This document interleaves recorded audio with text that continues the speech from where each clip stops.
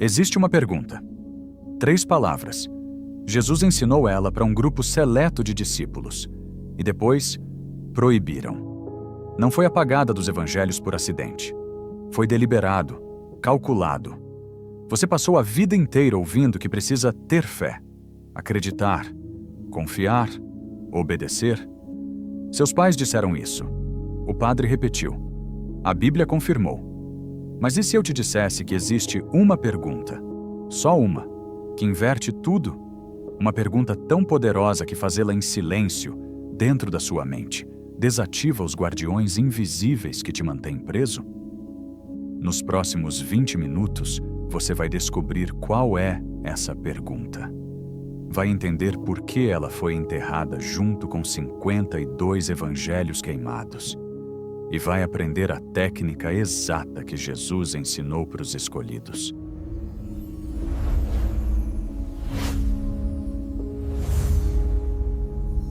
Mas antes disso, preciso te mostrar quem tem medo dessa pergunta.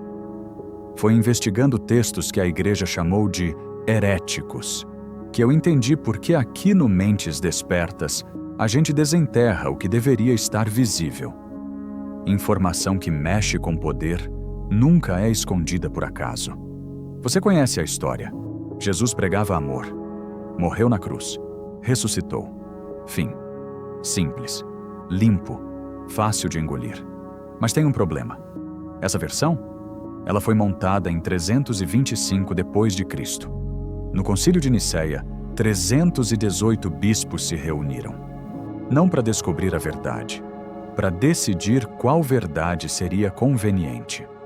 O imperador Constantino, que aliás só se converteu no leito de morte, presidiu a reunião. Sabe o que ele mais queria? Unificar o império, acabar com brigas entre cristãos. Religião unificada igual a controle unificado.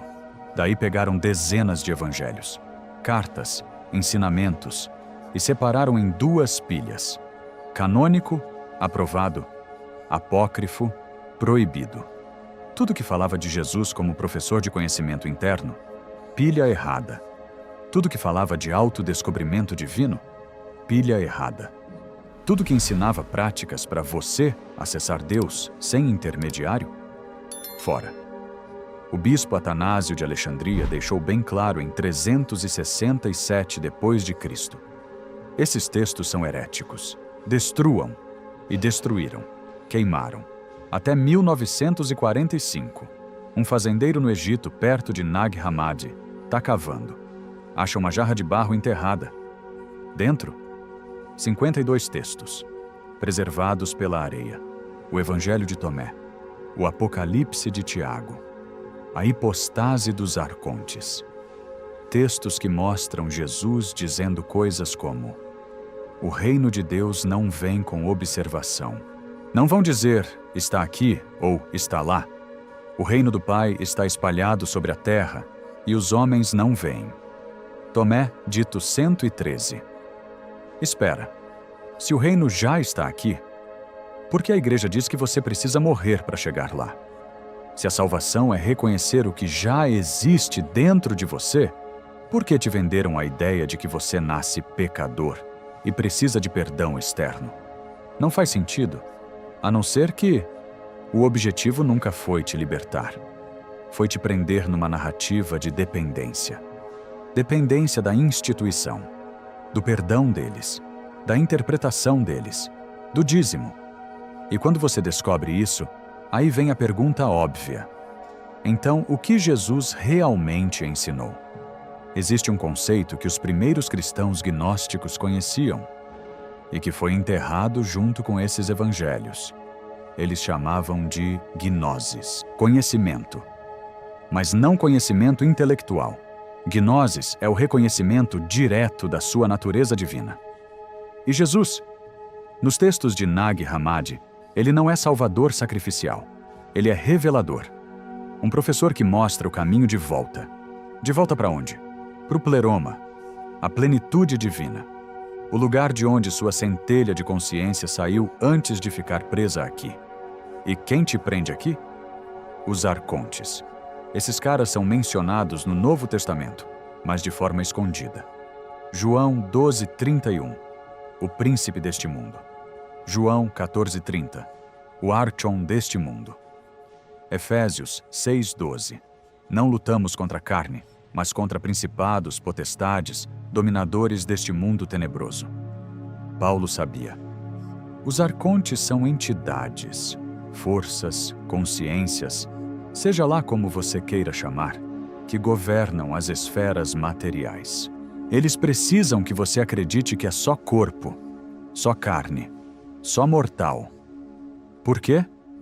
Porque no momento que você reconhece que tem uma fagulha do divino, a monade, a unidade, dentro de você, eles perdem o controle. E aqui entra a pergunta proibida. Jesus ensinou ela para os discípulos mais próximos, especialmente para Tiago, segundo o Apocalipse de Tiago, texto de Nag Hammadi. A pergunta é simples, direta, devastadora. Quem sou eu? Não no sentido superficial, não qual meu nome ou qual minha profissão, mas no sentido mais profundo possível. Quem sou eu? Antes do nome, antes do corpo, antes da história? Quando você faz essa pergunta em silêncio e permanece com ela, sem buscar resposta intelectual, algo acontece. Você começa a reconhecer que não é a voz na sua cabeça, não é a emoção que passa, não é o corpo que envelhece. Você é a consciência que observa tudo isso. E essa consciência, ela é a mesma substância de Deus. Nos textos gnósticos, Jesus diz: se você traz à tona o que está dentro de você, o que você traz à tona te salvará. Se você não traz à tona o que está dentro de você, o que você não traz à tona te destruirá. Tomé, dito 70. Traduzindo, reconhecer sua divindade interna igual à liberdade. Ignorar isso igual a permanecer escravo. E os arcontes? Eles se alimentam da sua ignorância. Literalmente. Eles prosperam quando você acredita que é pequeno, limitado, pecador. Mas no momento que você olha para dentro e pergunta: quem sou eu? Com real atenção, eles não conseguem mais te segurar. Isso não sou eu inventando. Os textos de Nag Hammadi detalham isso. O Apocalipse de Tiago descreve os arcontes interrogando almas que tentam ascender após a morte. Eles fazem perguntas, testam, tentam prender. Mas aqueles que receberam o ensinamento, a gnosis, sabem as senhas. E a senha mestra é o reconhecimento. Eu sou. A mesma declaração que Deus fez para Moisés. Êxodo 3,14. Eu sou o que sou. Jesus usou isso repetidamente no Evangelho de João. Eu sou o pão da vida. Eu sou a luz do mundo. Eu sou o caminho. Mas aqui está o segredo que a igreja não conta. Quando Jesus diz, eu sou, ele não está falando só dele. Ele está te lembrando do que você é. O nome de Deus não é Yahweh, não é Jeová. É eu sou. E você também é. Agora eu vou te provar isso. Vamos começar pelo que foi enterrado. Nag Hammadi, Egito. 2 irmãos, Muhammad e Califa Ali, estão cavando fertilizante perto de uma caverna. Acham uma jarra de barro selada. Dentro, 13 códices, 52 textos, em copta, língua egípcia derivada dos hieróglifos. O Evangelho de Tomé está lá, completo. O Apocalipse de Tiago, o Evangelho de Filipe, a hipostase dos arcontes. Esses textos foram escondidos, provavelmente por monges, logo após o ano 367 d.C. Por quê? Porque o bispo Atanásio ordenou a destruição de textos heréticos. Mas o que eles continham de tão perigoso? Ensinamentos práticos. No Apocalipse de Tiago, Jesus diz para Tiago: quando os arcontes te detiverem, diga: eu sou filho da unidade. Eu vim da luz. Isso não é oração. É declaração de identidade. E nos textos gnósticos, civilizações inteiras sabiam disso. Os essênios, comunidade judaica pré-cristã, praticavam autorreconhecimento através de meditação. Os terapeutas de Alexandria, grupo contemplativo egípcio, ensinavam técnicas de retorno à fonte. Os pitagóricos gregos já falavam da centelha divina aprisionada no corpo. Culturas separadas, continentes diferentes. Mesma conclusão: o divino está dentro, não fora. Coincidência? Ou será que Jesus estava recuperando uma sabedoria antiga que já tinha sido enterrada antes? Mas textos antigos são fáceis de descartar, né? Ah, eram loucos, heréticos. Então deixa eu te mostrar o que a ciência moderna descobriu. Em 2014, neurocientistas da Universidade de Yale conduziram um estudo sobre meditação de autoinquirição. Sabe aquela pergunta: quem sou eu? Eles mediram o que acontece no cérebro quando você se faz isso repetidamente, sem buscar resposta. O que descobriram? A rede de modo padrão, Default Mode Network, a parte do cérebro responsável pelo eu narrativo, pela sensação de ser uma pessoa separada, diminui drasticamente. Em outras palavras, quando você pergunta: quem sou eu? De verdade, a ilusão do eu começa a se dissolver. E o que sobra? Consciência pura, presença. O que os textos gnósticos chamavam de monad. Mas não foi só Yale. Universidade Johns Hopkins, estudo com 60 praticantes de autoinquirição. Resultado: 87% relataram experiências de unidade, a sensação de não estar separado do resto da existência. 73% descreveram encontro com o divino interior. Números replicáveis, revisados por pares. Mas você já ouviu falar disso no jornal? Viu alguma matéria na Globo? Claro que não. Por quê? Porque se as pessoas descobrirem que conseguem acessar Deus sozinhas, para que igreja? Números são convincentes, mas nada supera ver isso funcionando na vida real. Deixa eu te contar sobre uma mulher. Vou chamar ela de Ana, nome fictício para proteger privacidade. Ana, 34 anos, católica devota a vida inteira. Ia à missa todo domingo, confissão mensal, oração diária. Mas ela vivia com ansiedade crônica, ataques de pânico, sensação constante de não ser boa o suficiente. Até que ela encontrou um texto, o Evangelho de Tomé, numa biblioteca por acaso. Leu o dito 70. Se você traz à tona o que está dentro de você, o que você traz à tona te salvará. E algo clicou. Ela começou a praticar. Todo dia, 10 minutos, sentada em silêncio, fazendo a pergunta: quem sou eu? Sem responder, só observando. 3 semanas depois, os ataques de pânico pararam, não diminuíram, pararam. Ela descreveu assim: eu percebi que a voz na minha cabeça dizendo: você não é boa o suficiente, não era eu, era um padrão, um eco. E quando eu vi isso, o poder dele acabou. Ana não é caso isolado. Tem um grupo no Reddit, r/non-duality, com 180 mil membros praticando autoinquirição. Tem comunidades inteiras em retiros de Advaita Vedanta, mesma técnica, tradição hindu. O padrão se repete. Pergunta seta. Observação, seta. Dissolução do eu falso, seta. Liberdade. Esse relato veio de uma seguidora que me escreveu depois de um vídeo anterior do Mentes Despertas sobre textos gnósticos. Ela disse: eu achei que era loucura, até funcionar. E quando histórias como essa se acumulam, médicos, advogados, professores, gente comum, você percebe, isso não é teoria, é tecnologia espiritual. Mas sabe o que é mais interessante? Quem você menos esperaria já sabe disso.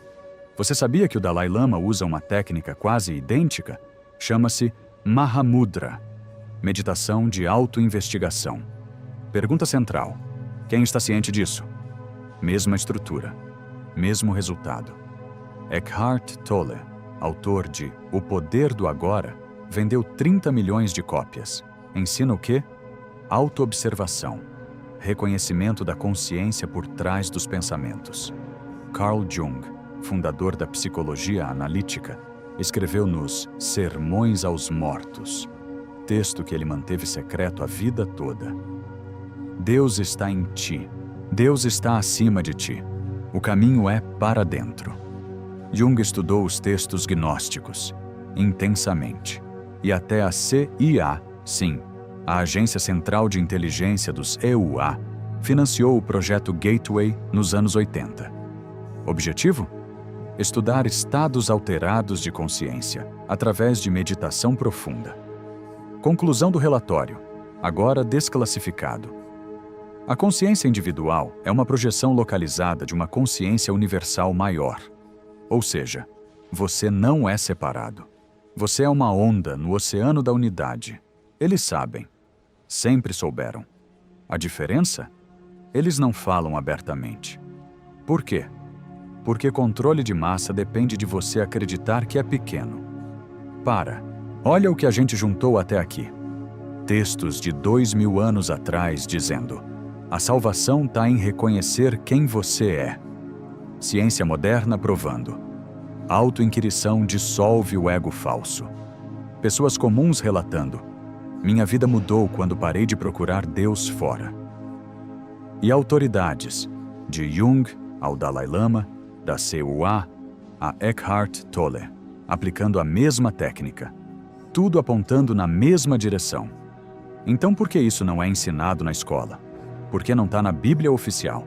Por que seu padre nunca mencionou? A resposta não é bonita, mas precisa ser dita. Para entender por que isso foi escondido, você precisa seguir o dinheiro. E o poder? Quem ganha quando você acredita que é pecador de nascença? A indústria religiosa. Só no Brasil, igrejas movimentam 50 bilhões de reais por ano. Nos EUA, 378 bilhões de dólares. Isso não é caridade, é império. E impérios não crescem dizendo: olha, você não precisa de nós. Deus já está dentro de você. Pode ir. Não. Eles precisam que você acredite que é insuficiente, que precisa de perdão externo, que a salvação vem de fora, através deles. Daí, em 325 depois de Cristo, montaram o roteiro perfeito. Passo 1. Escolheram evangelhos que reforçavam dependência. Passo 2. Queimaram os que ensinavam autossuficiência. Passo 3. Declararam herético qualquer ensinamento de gnoses. E como mantiveram isso por 1700 anos? Mecanismo 1. Controlaram a educação. Durante a Idade Média, só padres sabiam ler. A Bíblia era em latim. Traduzir para a língua comum? Proibido sob pena de morte.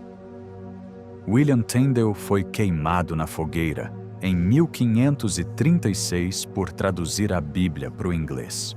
Mecanismo 2. Demonizaram conhecimento interno. Qualquer prática de meditação profunda? Possessão demoníaca. Autorreconhecimento divino? Blasfêmia. Mecanismo 3. Financiaram a narrativa oficial. Seminários católicos, escolas teológicas protestantes, todos ensinando a mesma história. Você é pecador, precisa de salvação externa. E quem paga o preço? Você. Pagando dízimo toda semana, vivendo com culpa internalizada, achando que Deus está longe, julgando, inacessível, tudo porque a verdade não era lucrativa. Eu sei que é revoltante ouvir isso. Eu também fiquei com raiva quando descobri. Mas raiva sozinha não resolve. O que resolve? Prática. E a boa notícia? Agora você sabe. E saber é o primeiro passo para se libertar. Deixa eu te mostrar exatamente como aplicar isso. Chega de teoria. Vou te dar 3 passos práticos que você pode aplicar hoje. Não precisa de mosteiro. Não precisa de guru. Só precisa de 10 minutos e coragem. Passo 1. A pergunta em silêncio senta. Onde for. Cadeira, chão. Tanto faz. Fecha os olhos e faz a pergunta: quem sou eu? Não responda. Não busque conceito. Não tente entender. Só observa. Observa o silêncio que vem depois da pergunta.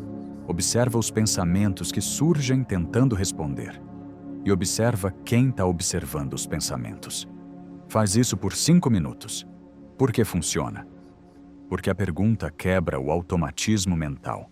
Ela te tira do piloto automático e te joga na presença. Começa por aqui. Hoje. Passo 2. Declaração silenciosa do Eu Sou. Depois de 5 minutos com a pergunta, adiciona isso. Respira fundo. E mentalmente, sem falar alto, declara: Eu sou. Não eu sou fulano. Não eu sou brasileiro. Só eu sou. E sente. Sente o peso dessas palavras. A vibração. Você está ecoando o nome de Deus. Êxodo 3:14. Você está declarando tua identidade real. Faz isso 3 vezes. Devagar. O que a maioria relata? Sensação de expansão. Calma profunda. Às vezes arrepio. Por quê? Porque você está reconhecendo algo que sempre esteve lá. Passo 3. Observação dos arcontes internos. Esse é para quem quer ir fundo. Os arcontes não são só entidades lá fora. Eles também são padrões mentais. Vozes na tua cabeça que dizem: você não é bom o suficiente. Você precisa de aprovação. Você está em perigo o tempo todo.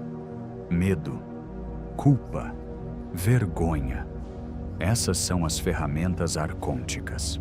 Então aqui vai o passo 3. Quando surgir um pensamento negativo, qualquer um, pause e pergunte: quem está ouvindo esse pensamento? Você vai perceber, tem o pensamento e tem você observando o pensamento. O pensamento não é você, é um padrão. E quando você vê isso, o poder dele quebra. Isso é desativação arcôntica na prática. Atenção! Tem 2 erros que a maioria comete. Erro 1. Tentar entender com a mente. Gnoses não é intelectual, é vivencial. Se você ficar tentando descobrir a resposta para quem sou eu, vai ficar preso no mental. A graça está em não responder. Erro 2. Esperar experiências místicas grandiosas. Não precisa ver luz, não precisa levitar. A verdadeira gnosis é sutil.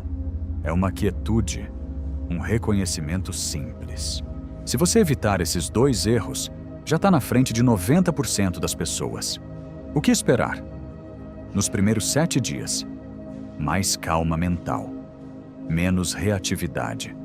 Depois de 21 dias, dissolução de padrões antigos. Pensamentos negativos perdem força. Com consistência, 3 meses. Sensação clara de que você não é a mente. Liberdade interna. Não é mágica, é reconhecimento. A gnosis que Jesus ensinou. A pergunta proibida funcionando. Vamos recapitular o que você descobriu hoje. Você entrou achando que Jesus era só Salvador que morreu na cruz. Descobriu que ele era revelador de gnosis, conhecimento interno. Viu as provas, textos de Nag Hammadi, preservados por 1600 anos. Ciência moderna confirmando dissolução do ego através de autoinquirição. Pessoas reais transformando vidas. Autoridades de Jung, AC e A, usando as mesmas técnicas. Entendeu quem lucra com sua ignorância. E agora tem 3 passos práticos para aplicar hoje mesmo. Em 20 minutos, você aprendeu o que a maioria nunca vai saber. Você não é mais a mesma pessoa que clicou nesse vídeo. Agora você sabe a pergunta proibida e sabe como usá-la. A questão é, o que você vai fazer com isso? E isso é só a superfície. Tem muito mais sobre técnicas gnósticas, mantras de proteção arcôntica e práticas dos essênios que eu não consegui cobrir aqui. Se quiser que eu aprofunde, deixa nos comentários. Quero mais sobre gnosis. Se esse vídeo fez sentido para você, deixa o like. Isso mostra para o algoritmo que essa informação precisa alcançar mais pessoas. E se inscreve para não perder os próximos. Lembra, Você não precisa de intermediário para encontrar Deus. A pergunta sempre esteve aí: quem sou eu? Faça ela, em silêncio, e descubra. Nos vemos no próximo.